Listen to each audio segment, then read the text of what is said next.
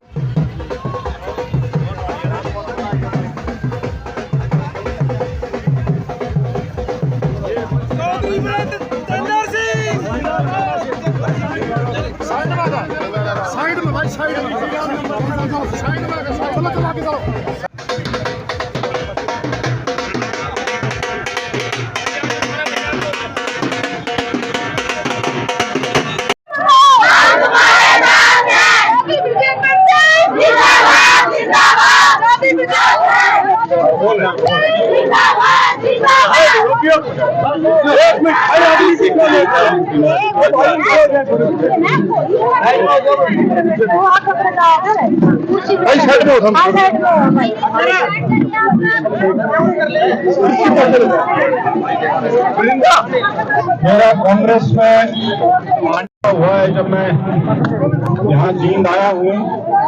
आप सब लोग, सभी साथी, खास तौर पे इतनी संख्या में जो महिलाएं आई हैं, मैं आप सबका बहुत बहुत दिल से आभारी हूँ।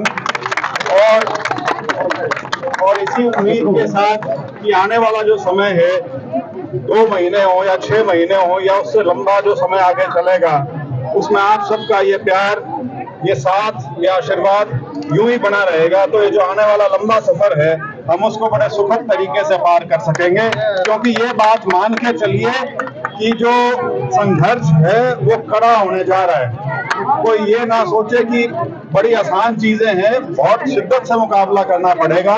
और उसके लिए हमें सुनियोजित ढंग से एक दूसरे के साथ मिलके, और जो मैंने ये जो नई एक पारी शुरू की है, मुझे आप लोगों के ऊपर ही विश्वास है। उसी विश्वास के नाते मैं आज इस समर में आपके बीच में आया हूं। और एक बार पुनः आप सभी का बहुत बहुत आभार।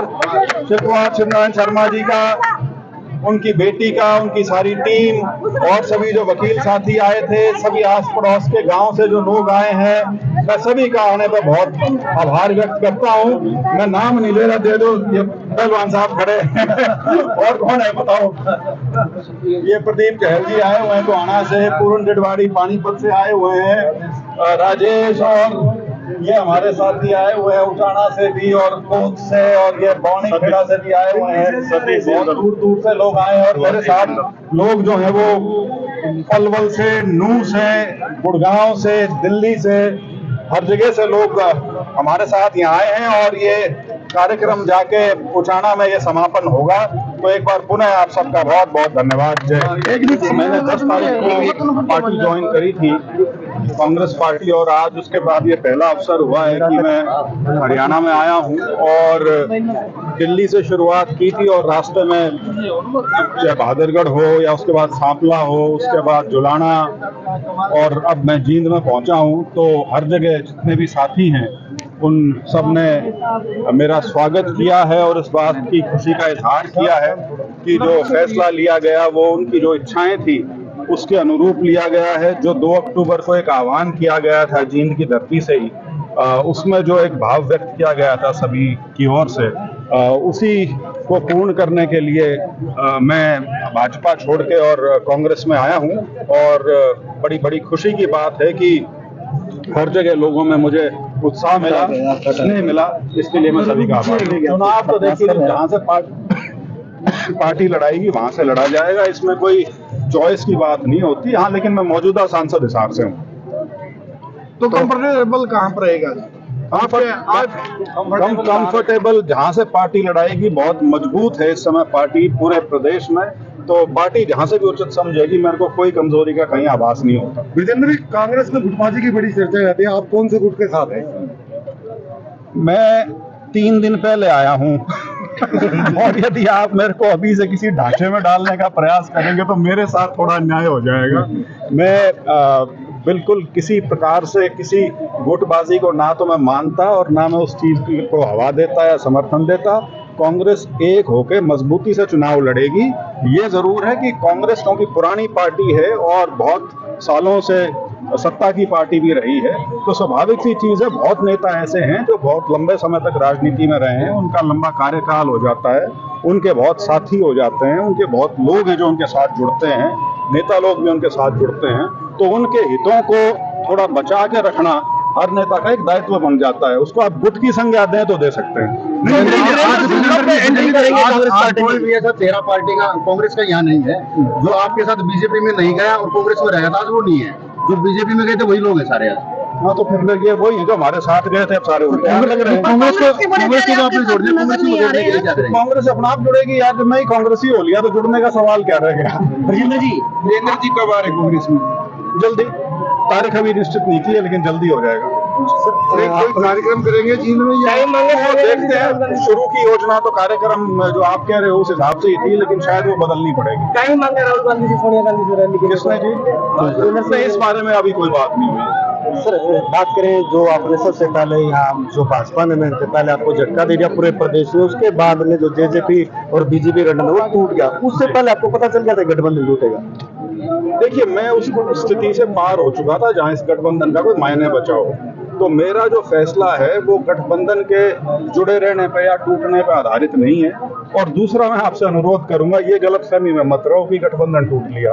गठबंधन अभी भी यूं ही चल रहा है, पर्दे के पीछे चल रहा है।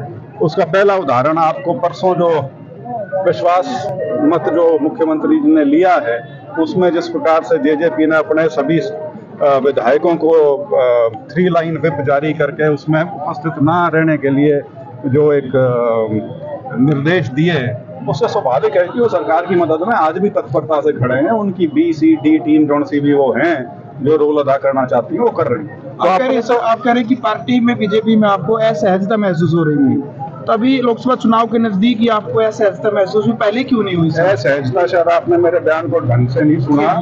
मैंने उसमें जिक्र किया है कि मेरे सांसद बनने के कुछ समय बाद ही मुझे असहजता महसूस होनी शुरू हो गई थी, और खास तौर पे वो और पुख्ता तब होती चली गई जिस प्रकार से फैसले लिए गए, बड़े बड़ी चीजें थी वो, जिसका सीधा सीधा असर जो है वो हरियाणा और जो उत्तर पश्चिमी भारत है उसके सिर्फ लोगों पे नहीं, उसकी जो एक पहचान है उसके ऊपर सीधा सीधा कुठाराघात था।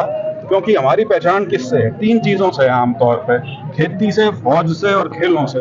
और यही तीनों चीजें थी जिसके ऊपर सरकार का एक अजीब किस्म का रवैया रहा और एक अजीब सा नैरेटिव गढ़ा गया जिसमें पता नहीं कैसी कैसी बातें लोगों के लिए कही गई। तो मैं काफी लंबे समय से इस असमंजस में था और मैं करीब 1.25 साल पहले अपना मन बना चुका था और मैं कांग्रेस से पिछले 6-7 महीने से संपर्क में था। तो ऐसा नहीं है कि ये एक दिन की बात है या एक किसी घटना की बात है या ये सिर्फ जेजेपी बीजेपी का जो गठबंधन है उसकी बात है। वो ठीक है, वो प्रदेश की राजनीति के अनुसार वो भी एक मुद्दा है, लेकिन सबसे बड़ी बात तो ये है कि मैं नौकरी छोड़ के जब ये आया था तो ये था कि 20-25 साल जो भी होंगे मैं सार्वजनिक जीवन में अपने बिताऊंगा, और मुझे ये एहसास हुआ कि मैं वहाँ ज़्यादा लंबा नहीं रह सकता जहाँ पे आदमी का वैचारिक या व्यक्तिगत तौर पर मेल ना खाता हो। फिर भी आपने 4.5 साल निकाल दिए एमपी साहब। 4.5 नहीं जी, पूरे 5 निकाले। 5 ही हो गए पूरे 5 निकाले। मुकाबला किससे रहेगा आपका? मुकाबला तो बीजेपी से है। लगता है कांग्रेस टिकट देगा आपको? वो बात नहीं है, कांग्रेस और बीजेपी का सीधा मुकाबला है प्रदेश में, तीसरा कोई उसके अंदर बीच में नहीं है। दुष्यंत चौटाला हिसार की रैली में कह रहे थे कि भाई हमें तो गठबंधन से टाइट आ गया, ब्रजेंद्र सिंह को हमारे से भी ज्यादा जल्दी थी। नहीं, मैं अपनी इच्छा से बाहर निकला हूँ, वो मजबूरी में जब दुकान बंद हुई है वो तब की बात है। तो इसीलिए उनकी सोच में और मेरी सोच में यही फर्क है। कब घोषणा करेगी कांग्रेस पार्टी लोकसभा प्रत्याशियों की? मेरे ख्याल से अपनी कार्रवाई चलती रहेगी। कल इलेक्शन अनाउंस हो रहे हैं जी, तो उसमें फेजेस भी पता लग जाएंगे, कौन सा प्रदेश किस फेज में चुनाव में जाएगा। टिकट मिलती है, तैयारियां हैं आपकी? तैयारी नहीं, राजनीतिक आदमी की हमेशा तैयारी रहती है। सर, दुष्यंत चौटाला ने एक चीज और कही थी, गाय तो गई खूंटा ही पाड़ लेगी। उनका शायद तात्पर्य मुख्यमंत्री जी से और खुद से था, मेरे से नहीं था। वैसे और भी कुछ मौजूदा पेंशन की बात कह के कि हमने वो उस मुद्दे पर सहमति नहीं बन पाई, तब हमने अपना गठबंधन तोड़ दिया। आप इनकी झूठ में भी विश्वास करोगे या उसे पूछने लायक नहीं समझते हो क्या? मतलब यूं क्या मेरे को रोहतक के लिए कही थी, वो तो मैं नाट गया। तो और मैं तो ये क्या है कि 5100 की, मतलब 4.5 साल में भाई 5100 की पेंशन याद नहीं आई, ये भी याद आ गई। वैसे और भी कोई मौजूदा सांसद बीजेपी के कांग्रेस में आने वाले? नहीं, मेरे को जानकारी ऐसी कोई नहीं।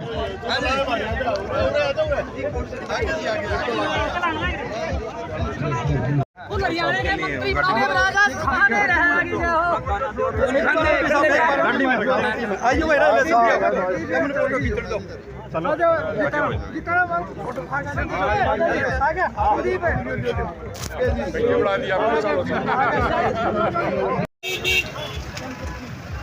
खींच ले बढ़िया है।